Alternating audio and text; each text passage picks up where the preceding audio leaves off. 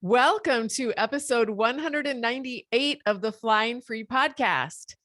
A couple of months ago, I bought a book on Amazon called Attached to God. And I do not remember what rabbit hole I was exploring when I found it. I don't remember if someone recommended it or what, but I bought it. And I buy a lot of books. I probably buy 1 to 2 books every week. And I always start them. And if they intrigue, they have to really hook me in. Otherwise, I discard them. I just feel like I don't have time to waste on a book that I don't like. So I'll buy them and I start them. And when I bought this one, I could not put it down. I finished it in a week. And then I wrote to the author, who I'm going to introduce you to in a second, to see if you'd be interested in coming on the show. And today's interview is the result. So Krispin Mayfield is the author of Attached to God, and he is a licensed professional counselor. He also co-hosts a podcast called The Prophetic Imagination Station. Is this an allusion to Adventures in Odyssey? Yes, it's an allusion to Walter Brueggemann. Is this like Old Testament theologian, wrote a book called The Prophetic Imagination. And so we tied that with like Adventures in Odyssey. And yeah, that is hilarious. It's a lot of fun. Okay. So, and you and your wife do it? Mm-hmm, yeah. Okay. And basically we're like looking at evangelical media that we grew up with. So we started with Adventures in Odyssey. We looked at like This Present Darkness. Right now we're my gosh, a DC Talk album. So yeah, it's a lot of fun. That is hilarious. Okay. So I would have been immersed in all of that. I graduated in 85. Okay. So I was in high school then, and I think you're a lot younger than I am, yes. But you're still kind of looking at some of the things. I mean, my kids grew up with a lot of the things like Adventures in Odyssey. And I read This Present Darkness, and I was totally into all the pop Christian stuff. Okay. So yeah. I need to go listen to your podcast because I think I'd probably get a kick out of it. Do you guys try to be funny too, or is it serious? Okay. It's funny and serious. It's all of the above. So okay. Yeah. Do you bring other people on to talk about their experiences with it, or? Yeah. We hit on like just a lot of the different like themes and stuff. And so yeah, we'll kind of like pick out a theme and then interview someone that is an expert in that area a lot of times, or that sort of thing. So, okay. Yeah. Can you, off the top of your head, what's the episode that has been the most popular or the most intriguing for people, do you think? That is it, right now. We're about to launch the DC Talk Jesus Freak season. I think that one is gonna resonate with a lot of folks. And so, but I would say beyond that, actually like related to a lot of the themes you talk about, there are a couple of episodes where we talk about redeeming love, because we did a Christian romance season. Yes. And so, my word. So yeah, I would suggest going. We talked about the book and the movie. So just look at Prophetic Imagination Station, Redeeming Love, and you will find those episodes. Okay, we will put those links in the show notes for sure. Well, the reason why I wanted to have you, first of all, welcome to the Flying Free podcast. I'm so glad to be here. We're glad to have you. Thanks for asking me to come on. So most of the listeners here are Christian women who have experienced tremendous amounts of trauma due to emotional and spiritual abuse in their churches and their homes. And because of this, many of them struggle with whether or not God sees them or cares. And they often will say things like, this is how they articulate, I believe in God, but I don't really necessarily feel his presence. I don't really know for sure if he's with me. And I think your book addresses some of the underlying reasons for that, as well as practical ways to help remedy that situation so that people can feel attached to God in a healthy way. So I'm wondering if you can first tell us a little bit about why you decided to write this particular book. You're a licensed professional counselor. So you have, I love how you married the idea of, counseling and therapy and attachment theory to this idea of God and our relationship with God. It's amazing. So tell us what was going on behind the scenes for you personally when you Yeah. Some of it was, I was just reading this attachment theory about what happens between parents and children, and what a healthy parent-child dynamic looks like, what an unhealthy parent-child dynamic looks like, and a lot of that was processing my own trauma, and my own experience growing up. And so it was recognizing it makes so much sense that if you in childhood go through emotional neglect or emotional abuse, you have this sense of like, I'm not lovable, I'm not likable, like other people wouldn't want to stick around, they wouldn't want to be near me. um, and so I was looking at that, and I was recognizing, not only is this true in my own healing process and recognizing how it showed up in my human relationships, but this is also a lot of how I feel like God feels about me. And so it just really started to like make sense that this feeling like God is disgusted with me, that God doesn't like me. When I understood that through attachment language or through attachment theory, I was like, oh, it was kind of validating in a way of like, oh, this is just naturally how we end up feeling. Yeah. And so that then made me think, okay, if this is how I'm feeling, what are the abusive messages that I've gotten from the church growing up? And so that was kind of where I went next, because a lot of people have these feelings of, God doesn't like me, God wants me to be better. Like for me, I always felt like growing up, it was like God was holding on to me because of who I would become in heaven, like this perfect heaven version of Crispin. Like God likes that version of Crispin. And so I just have to go through my whole life feeling like God is always disappointed in me. For that to like finally get to this point where I could be loved and find belonging. And so just recognizing, oh, like I actually got those messages from my upbringing, and they're not healthy messages. And that made me want to go back to scripture and ask, is there better news here than like God likes you if you're perfect?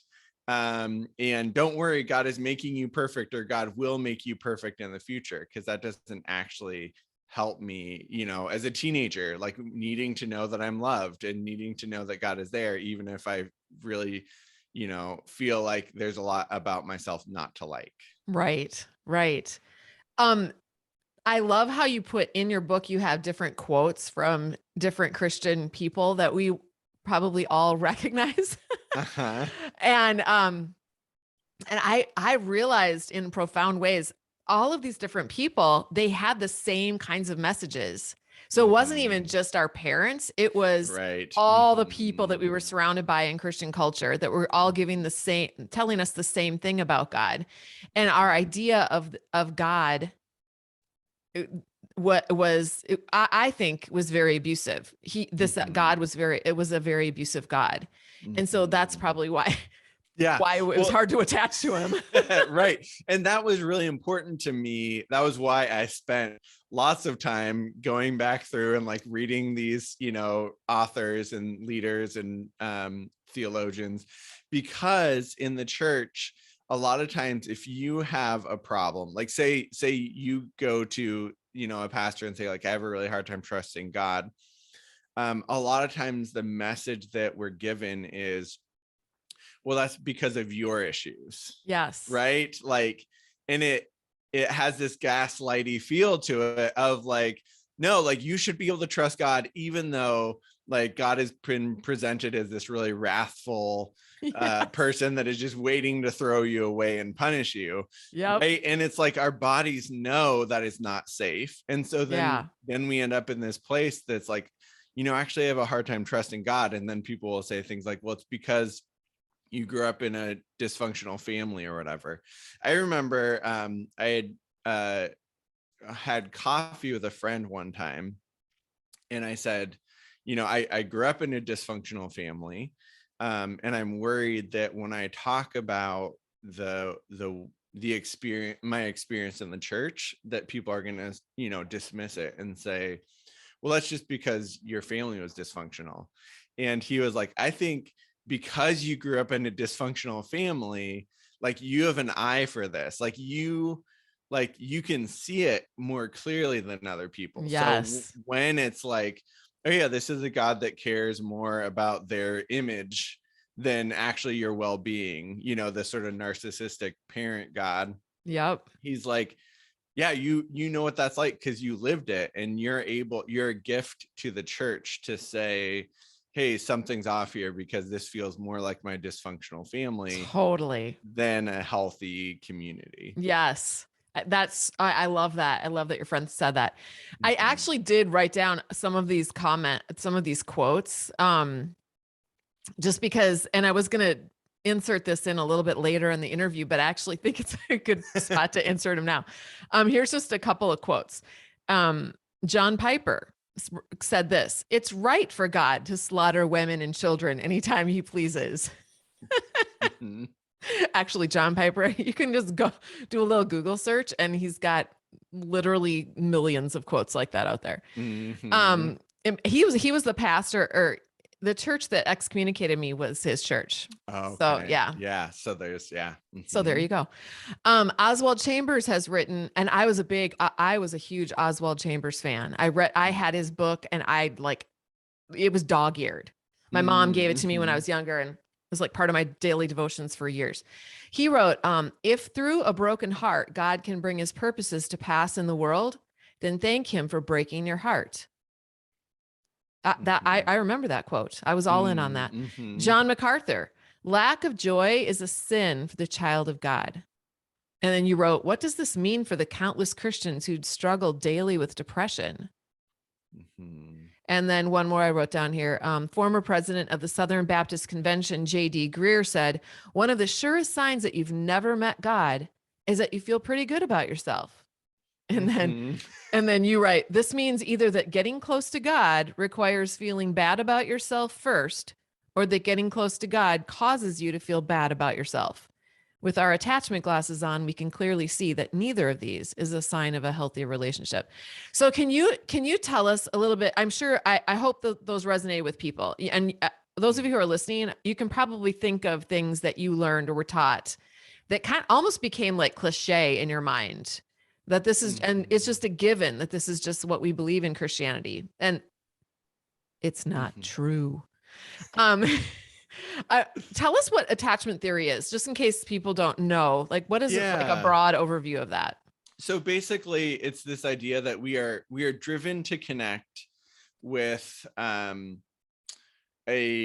parent, and we will do whatever it takes to get that connection. And so we will adapt to what they need as a parent, in order to get that connection. So for some parents, it's like, I will only pay attention to you if you get really loud and really big and your emotions get really big. So then we learn to be really clingy.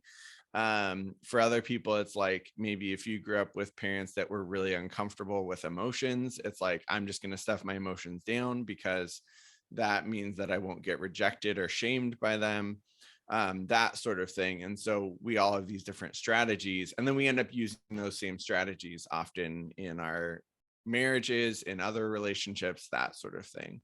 Yeah. um, so and also I just want to say a quick caveat, um, is that to have a secure, healthy relationship with your child, if you're a parent, you only have to get it right actually like 30% of the time. So I'm it glad you real said that. yes. So there's lots of room for failure. And there's actually like a lot of research out there that rupture and repair is really important. But Yes. one of the key pieces is like, are you able, you don't have to get it right, but are you able to listen to your kid and take in their perspective and talk through it? So Yeah. especially if you've been thinking of religious communities, church communities, it's like, I can think of church communities I've been in where it's like, you didn't have to get it right, but it was more when I came to talk to you, like to work it out, and you were just like super defensive and like Yes. couldn't hear me. That's where that insecure attachment piece comes in. So Yes. Yeah. I'm so glad you brought that up.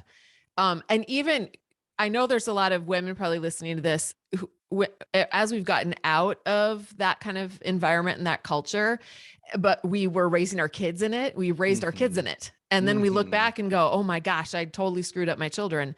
And there are things that we did wrong. But I will say this, most of us did know how to repair. Most of us actually did when we crossed that border or crossed that line where we thought that our kids had to be perfect. We had to make sure that they sat quietly in church and looked like little stair step, kids, and were quiet, because if they didn't look good, then we didn't look good. And then, then people wouldn't love us, and we wanted to be loved. I mean, I don't think we ever articulated this consciously, but I think that was what was going on underneath. But I think I've had to go back to my older kids, especially. I'm raising I have 9 kids. So and they kind of are two separate families in a way. My older kids were raised in the really hyper conservative culture. And then my younger kids are, I've never spanked 2 of them. And, I love that. But so it's a little messier with the younger kids, but honestly, they're more vibrant and alive in themselves, so I think the fruit of that in the long run is going to be more amazing. But my older kids, I've had to go back to and just apologize and do that repair. I love that word, repair. Do that repair work with them, and that makes all the difference in the world, honestly. Yeah. So okay, so I've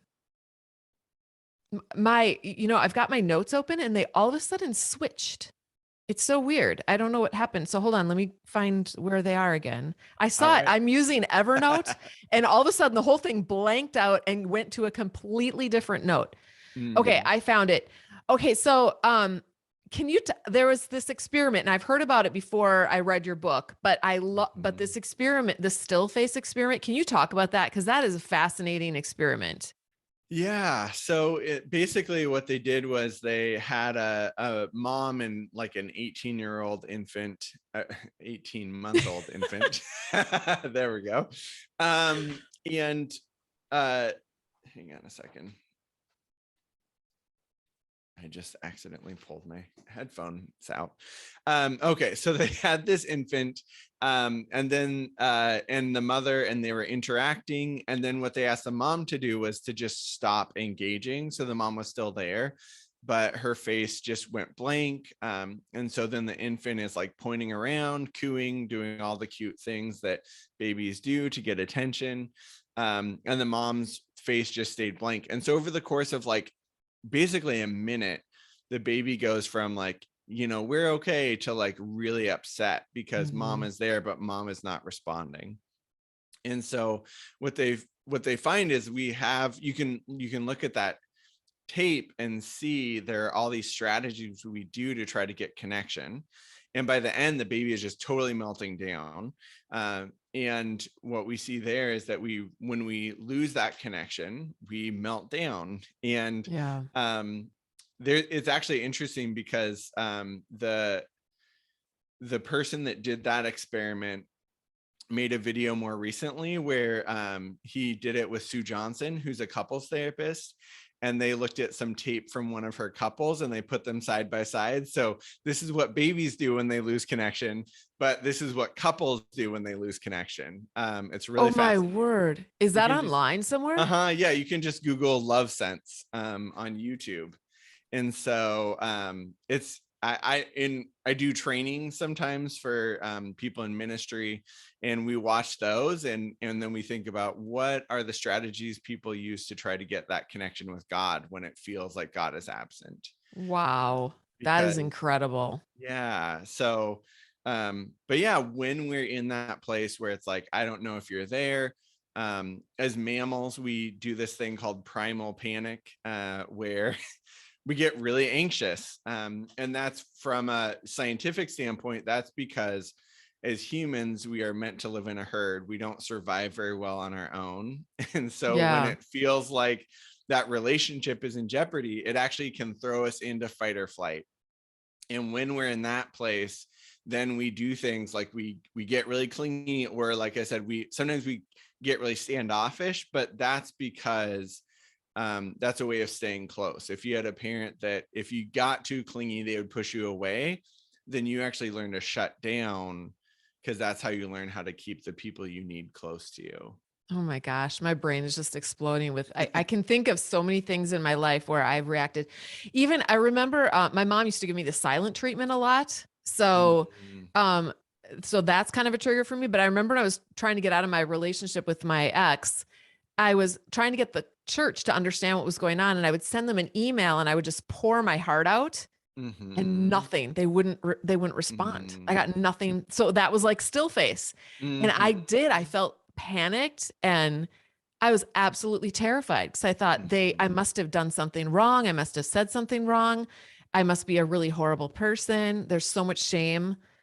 And not really even sure what to do to, I would apologize. I'm so sorry that I wrote that. I'm so sorry that I write too much? And, I mean, it was just awful. Yeah. But okay, so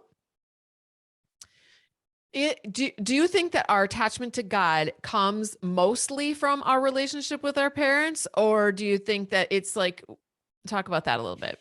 Yeah. So, because that's a lot of what is kind of believed out there. That's some of the research supports that. But I think when we look at some of the themes that we're given, like those quotes I read, right? We're just raised in this, many of us are raised in this culture that tell us from an early age, we just think about some of the way that the American evangelical gospel is kind of presented as like, God needs you to be perfect. You're not perfect, and so you can put this Jesus mask on, and then God will let you close, right? Yes. And so, especially if you grow up in that just becomes so deeply ingrained that we learn, if I want to keep God close, I need to perform the right way, I need to do the right things, and if I can't, then at least there's grace. But having grace,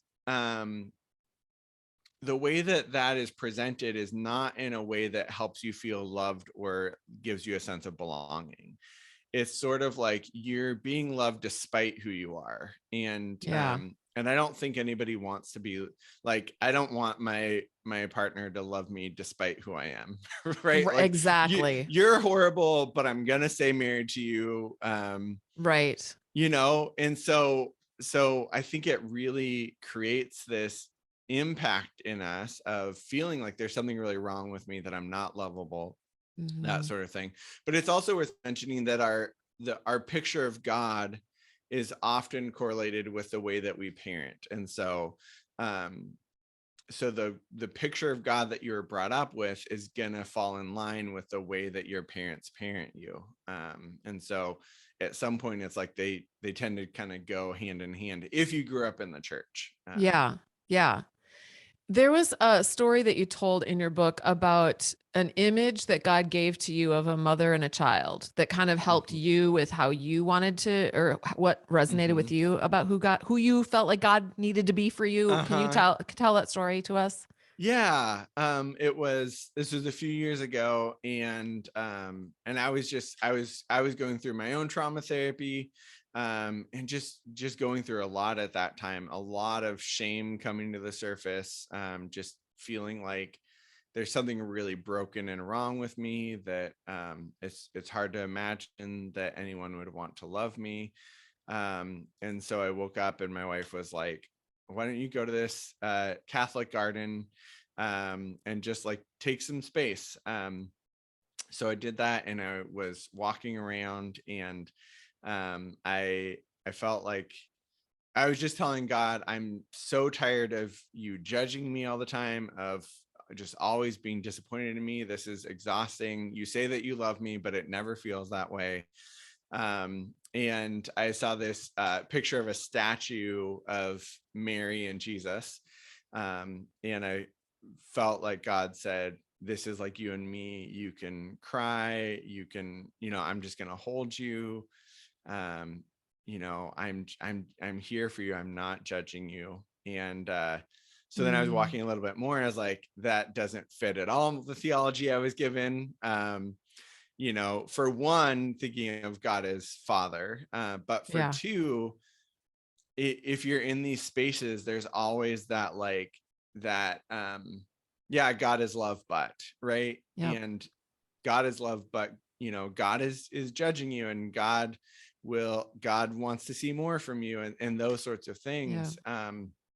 And so I just felt like, I can't, it seems like it would be heretical to let go of that part.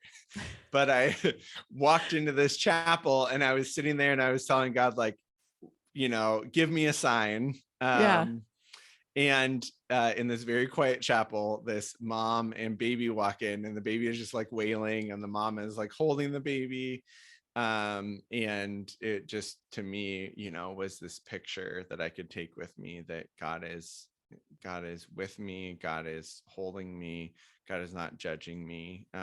Just in the, like, if you're a parent and you put on those parent lenses, like, you get it. It's like, yeah, I don't have to approve of everything my kids do, or know that they don't, like, they need help, and they need guidance, and they need coaching, but I'm not judging them. I love them so much. And I would say, like, becoming a parent was one of the biggest shifts for me, to be like, oh, maybe if I could borrow even a little, like a tenth of the way that I feel about my kids, and attribute that to God, that would so shift the way that I've been told God sees me. Yes. You in your book too, you give a lot of really practical exercises that you can do to create those shifts in your brain. I actually even took one. I was recently speaking at a conference, and I actually gave one of those examples to the women, and they loved it. It was the one where you think of a person, someone who does, someone that loves you, that you already know loves you, maybe a good friend or your husband, or actually for these women, it wasn't their husband, but someone who cares about them. Right, yeah. And how they look at you if they haven't seen you for a long time, I think it was, or how their expression would be if they saw you for the first time after a long time. And then to imagine God having that expression and looking at you, that really resonated with the women. And I just want to say that I noticed that you had several exercises like that in the book that were really helpful. And I think you even had some that were specifically designed for each type of attachment problem that someone might have. There are 3 attachment issues that people have. That could be problematic: an anxious attachment, a shutdown attachment, and a shame-filled attachment. So I'm wondering I don't know if you, off the top of your head, you can think of like an example of of ways to heal each one of those. Yeah. So with the anxious attachment style, that tends to be that idea of like, I have to work really hard to make this relationship work.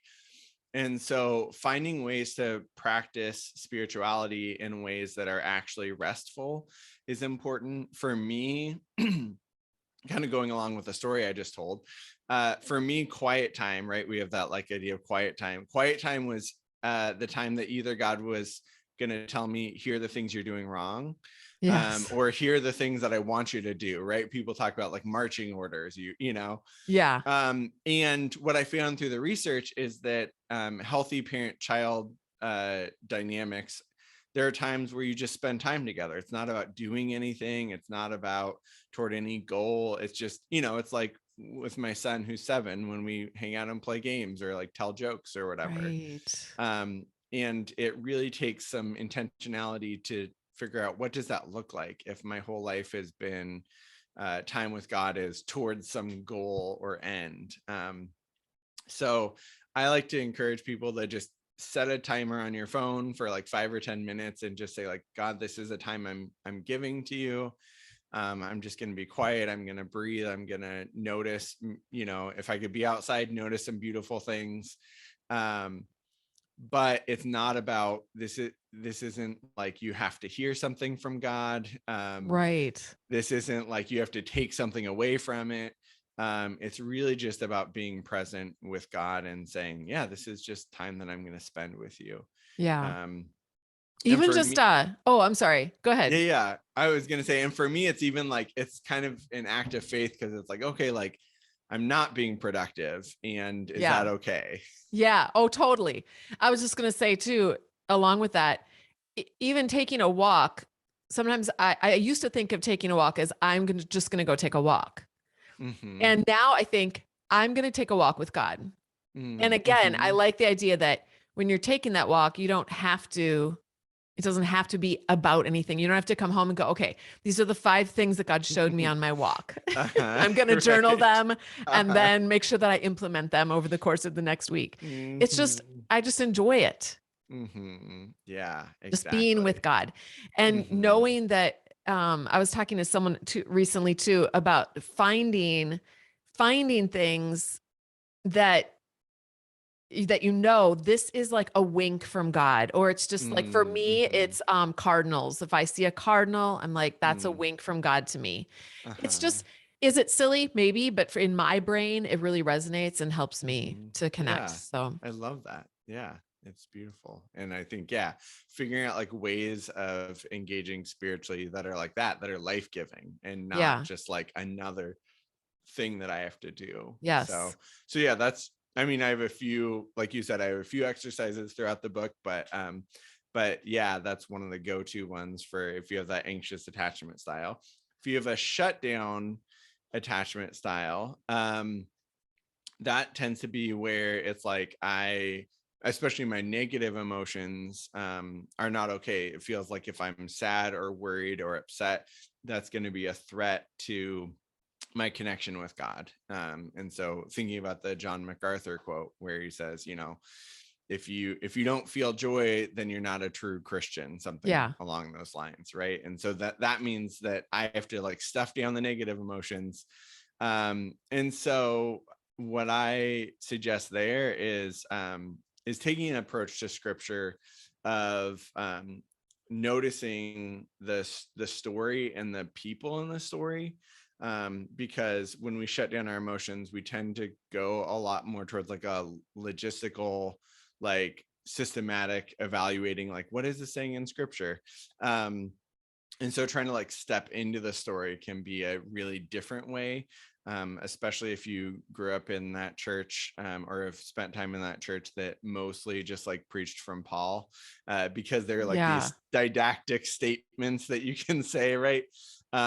But yeah, scripture, there's so much story there. And so I think that can be a really different way of engaging spiritually. And there's also like more even like practical things in the book about people that are like, I don't know how to engage my emotions. I have a lot of Mhm. experience with that. So working with people in therapy. And then in terms of the shame filled, so this is this idea that there's something at my core that is rotten and broken and drives other people away. This is what was so striking to me. I'm just going to give a little tidbit here before we go to the exercise. What was so striking to me is as I was doing the research, I found that kids that have been through emotional abuse and neglect had this feeling like their heart was dirty or black or rotten. And I thought, wait a minute, this was what I was told in Sunday school. Yes. And like, is this a coincidence? Like, what is going on here? So actually I went into some of the history about some of those metaphors and images and found that the theologian Charles Spurgeon, who really promoted a lot of that idea of like you're like kind of the core of you is rotten. The people that he first presented it to were people that had gone through attachment trauma, and so it makes a lot of sense that it resonated with them, because they were mostly orphans in London. And so, but then he also had his own attachment trauma. And it's really striking because there are so many metaphors of sin and grace in scripture, being lost and found, being children or being orphans and adopted. There are all these Yeah. pictures, but in the churches I went to, it was always going back to that theme of like, there's something really broken or rotten about you. Yep. And so undoing that is a process of healing Mhm. from that. But that's where I think that exercise that you mentioned is one of the best places to start, Yeah. because what we think is, if I could get clean enough or if I could get forgiven enough, then I won't feel this way anymore. right? Because we're told it's because you're sinful that you feel like you're broken and rotten. And if you're not sinful anymore, then you'll feel better. But the reality is you feel that way when you feel like you're unlovable and unloved. And so the more that you can notice that feeling of being loved, the more that feeling goes away. And so finding people in your life, and maybe if there's not a person in your life, maybe there's a pet in your life that loves you. You know, I like to. That's right. You mentioned that in that exercise. Yeah. Like maybe if you're, if you have a dog, like if you can imagine that God feels like 1/10 of the way your dog feels about you, like how would that change the way that you, view God? So yeah, I love that. Yeah. And that fits a lot with what we know about psychology currently, is that, our brains need images and metaphors. And unfortunately, the way that our brains work and respond to metaphor is so powerful.